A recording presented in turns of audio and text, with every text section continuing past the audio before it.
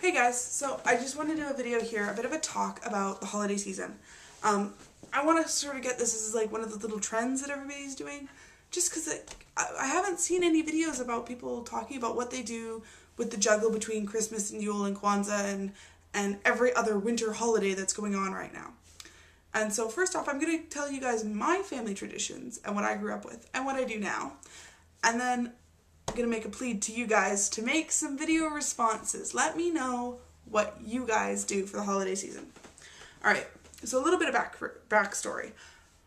My mom and my dad are both from different religious backgrounds and currently hold different faiths. My mom has always described herself as agnostic or spiritual, but not religious in any sense. She said she's described herself as having the closest feeling toward Buddhism. My dad is a Catholic, and I was raised with the more Catholic side of the family, influencing me. My dad's side of the family are all Croatian Italian, and my mom's side of the family are all English, Scottish, wait, from Canada kind of deal. As far as we know. She's adopted, and as far as we know, it's lots and lots of white people. There's rumors of native heritage, but there's no way I can prove it. Anyway, she was raised in an Anglican home, and with the typical, put out your cookies with the Christmas tree and the stockings, and you wake up in the morning and you open up your presents, and then you have the big Christmas dinner. That's what's important. And then the next, by Boxing Day, you've got Boxing Day, and Boxing Day is important. And then you take down the Christmas tree on the 4th, just after Boxing Day. My dad's side of the family, far more complex. It's more about Christmas Eve versus Christmas Day.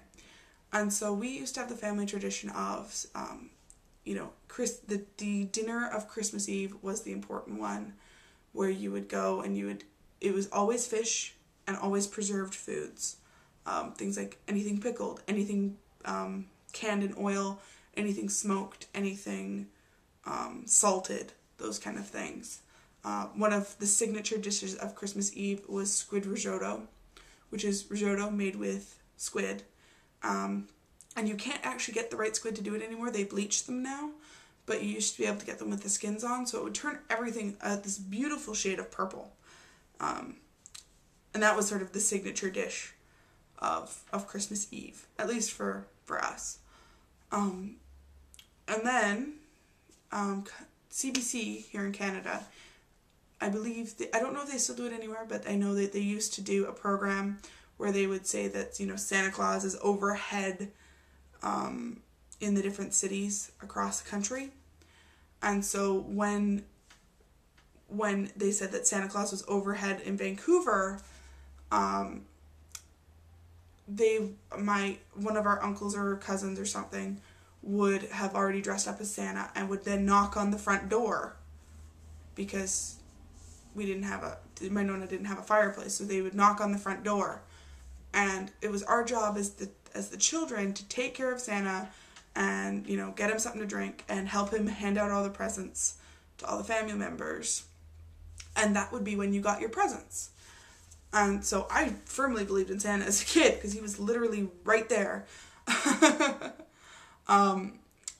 And that was also, of course, when you got your presents. So Christmas morning to them wasn't really a big deal. It was all about Christmas Eve. And then afterward, after Santa had gone home, we'd all stay there until midnight. And at midnight, my Nonna would ring. He had a nautical bell that was hung up mounted on the wall, and he would ring the bell, and that would be sounding the birth of Christ. And we'd all, share our typical sort of New Year's type greeting, and then toddle on home. And when I was a kid, following that, once you got home, it was straight to bed and everything.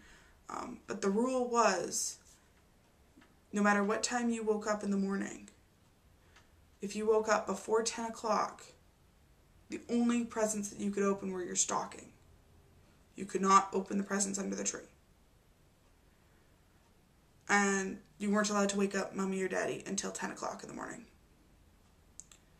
And Christmas for us was like a big thing anyway, because it was the one day a year that we were allowed to, one, be in the living room, let alone play with toys in the living room.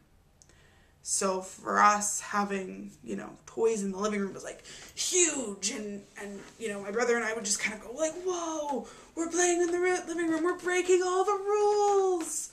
You know, for the one day a year, it was all, that was the one thing that made it almost as good as Halloween.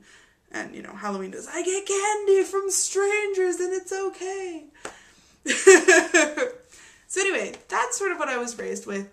It became very muddled after my parents divorced, because then it was bouncing between the two houses, and then, you know, I found out recently that my other cousins don't celebrate Christmas Eve anymore with the family. And so the whole tradition of the Santa and having the kids involved in it has just disappeared, and this Christmas Eve holiday celebration is basically dead in my father's side of the family.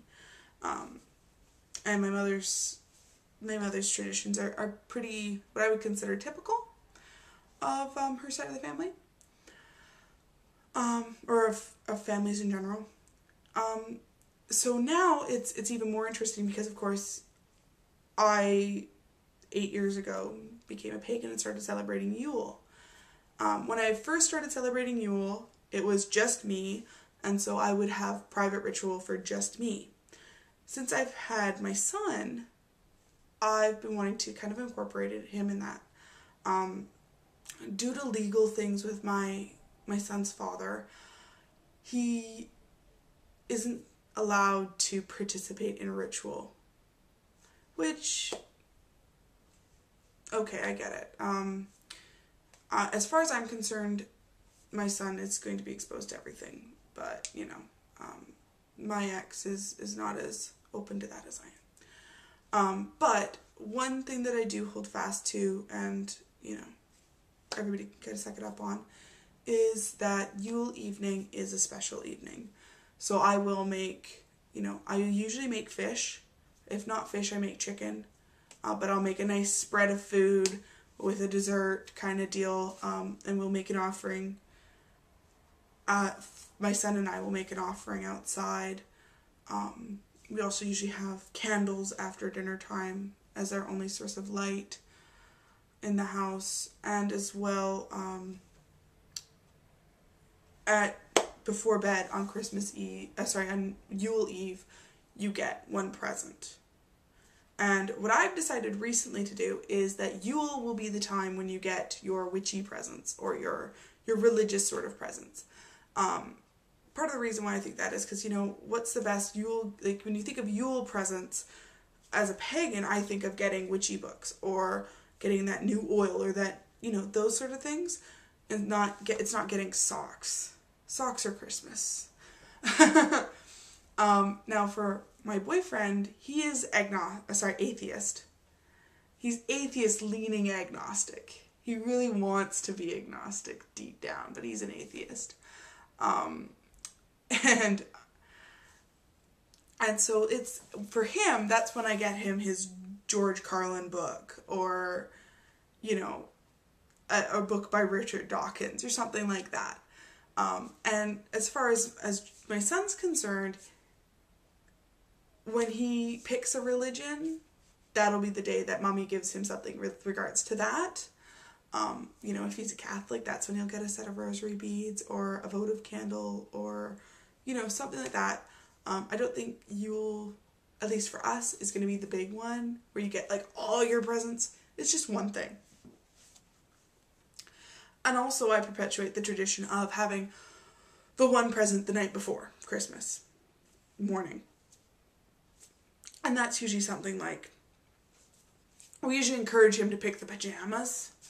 But, you know, you get one present before you go to bed, and then you go to sleep, and then the next morning you get to open up all the presents, and then we have Christmas dinner.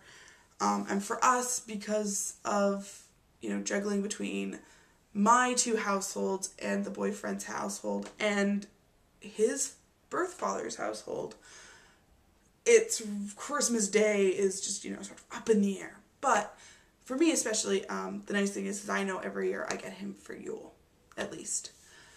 So basically that's what I do. Those are my sort of family winter traditions.